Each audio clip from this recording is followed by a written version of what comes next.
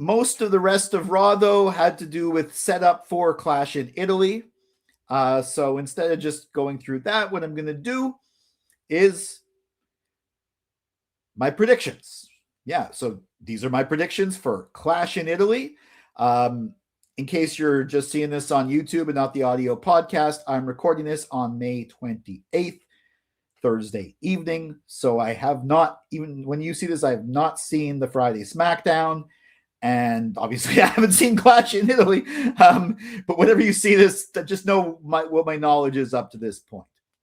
Okay, so let's start with the match that I'm pretty sure is going to kick off the show, just like it kicked off night 2 of WrestleMania. Oba Femi versus Brock Lesnar 2. They're even advertising that it's 2.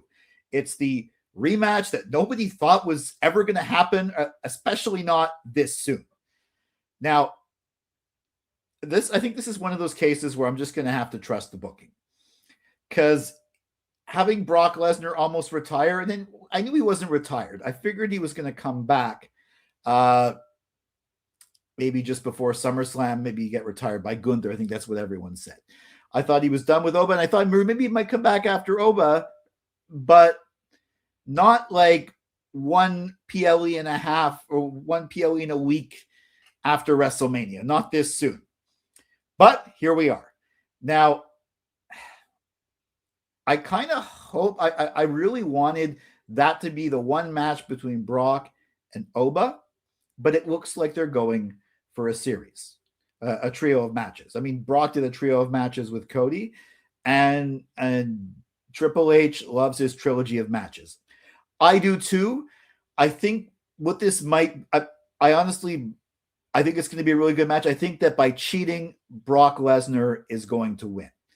I think they have to make it clear that it's cheating, interference from Paul Heyman, something like that. He can't win clean. In fact, I would like it if he didn't pin Oba, didn't risk undoing what happened at WrestleMania, but I think he's going to win by cheating this one. And they'll have a final match, maybe a retirement match with Oba at SummerSlam, where Oba's going to, win the rubber match. My prediction for this night is Brock Lesnar is going to get his one and only win over Oba Femi through cheating.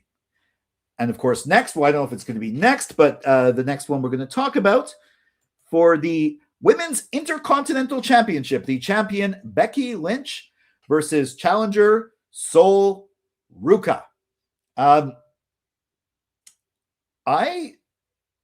think that a program with Becky Lynch and Sol Ruca is really good. It's going to help build Sol Ruca, and because she got the DQ victory, because Adam Pearce was pissed off, that's why this is for an IC title, for the IC title, Women's Intercontinental Championship. That makes it make sense in the storyline. It makes perfect sense. I think it's going to be a really good match. I think Sol Ruca is actually going to win the championship. Becky might get it back at some point, but I think Becky's next feud is going to be against Jessica Carr. I predict Jessica Carr is going to be the referee, and she's going to do something that's going to be, maybe she'll do a fast, maybe she'll do something that she just gets so frustrated with Becky, she'll make a call that is technically correct, but is going to really piss Becky off, and Becky's going to try and get it overturned. It's going to end up with a feud between Jessica Carr and Becky Lynch. But I predict Sol Ruca is going to win the Women's Intercontinental Championship. Not the only championship on the line at this event. Next up for the WWE Women's Championship, the champion Rhea Ripley versus challenger Jade Cargill. I'm trying to think if this is Rhea's first. She's had matches. Most of them have been tag matches.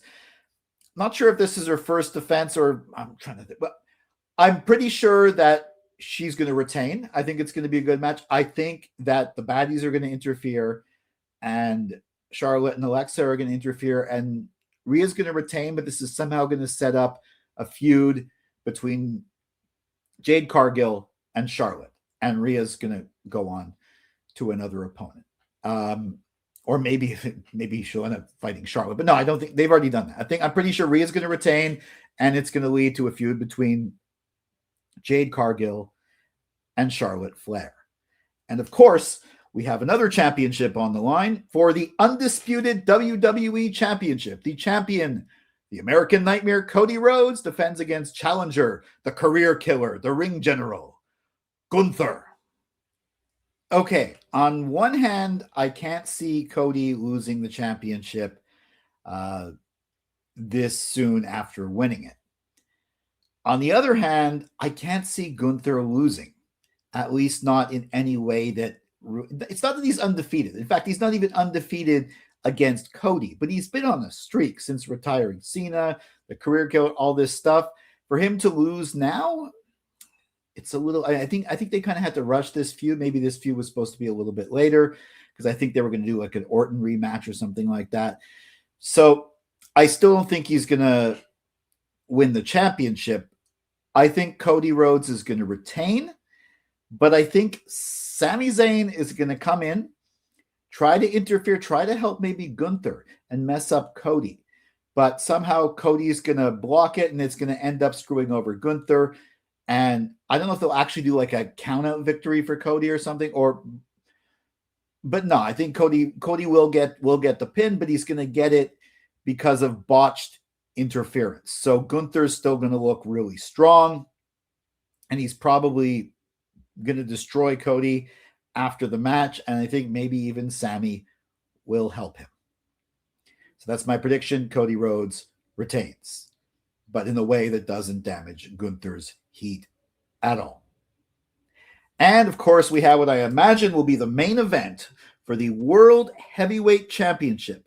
The champion Roman Reigns, the OTC, defends against challenger Jacob Fatu.